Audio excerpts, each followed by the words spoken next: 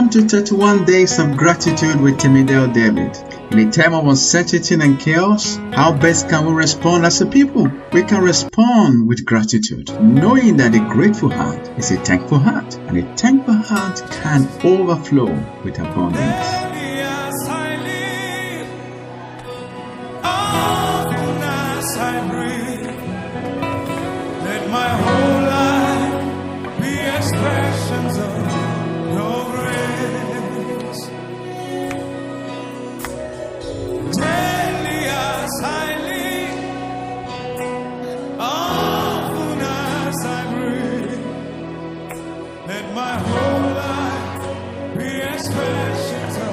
Wow, can't believe it. This is the 8th day of our conversation.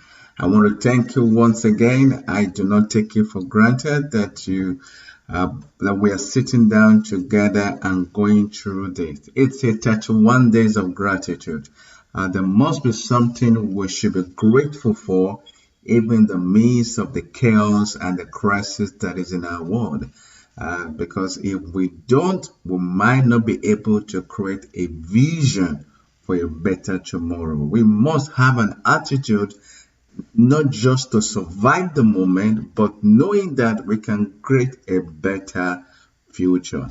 Just a little recap, one of the things that we shared in the last 7 days is that if we could not, or if we don't see a better future, we might not be able to sustain ourselves in the years to come. Because 10 years from now, we will not be talking about the crisis in the world today, but we're going to be reading it in the news. Our moment of gratitude today is from Epictetus. He said that he is a wise man who does not grieve for the things which he has not, but rejoices for those things which he has. And so in life, there are things that you would think you don't have.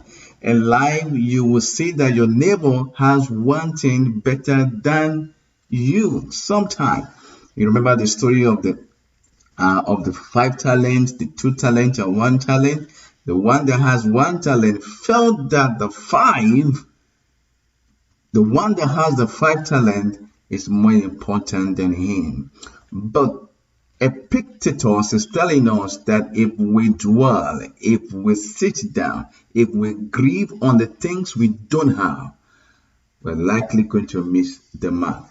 But he said that we should rejoice for the things which we don't have. Now, the story in my heart today is about the wall of Jericho. You remember they were moving to the promised land, and they got to a stopping block. They got to a place where they couldn't move forward, and it was a brick of wall. There was nothing they could do. It's a huge city, and they must pass through it for them to get to the promised land. The same way there are crises we're experiencing in our world today, and if we need to move to the next level in our life, we must go through this crisis.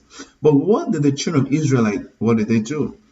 The scriptures told them what to do, and they did it. And I was watching the animation with my kids the other day, and I saw that the places were walled, the soldiers were on the wall, but the Israelites were marching around the wall, singing, rejoicing, shouting hallelujah. And from the animation, I see these people, they were laughing at the Israelites. What are they doing? They don't think that they are going to, they don't think a miracle will happen by just singing and rejoicing. People of God, if we could rejoice during this crisis, because it's a choice. If we could rejoice, we could be grateful during this crisis, miracles can happen. Miracles could happen. It starts with rejoicing. It starts with rejoicing. The Israelites were rejoicing in the midst of the war, in the midst of the brick of war. They were shouting, they were praising, because they know God has not brought them far to abandon them, because they know that there is light at the end of the tunnel. Only if you could rejoice. There is a miracle. There is a miracle at the door. Thank you for taking time to be with me today. See you tomorrow, and remember, we are to occupy till we come.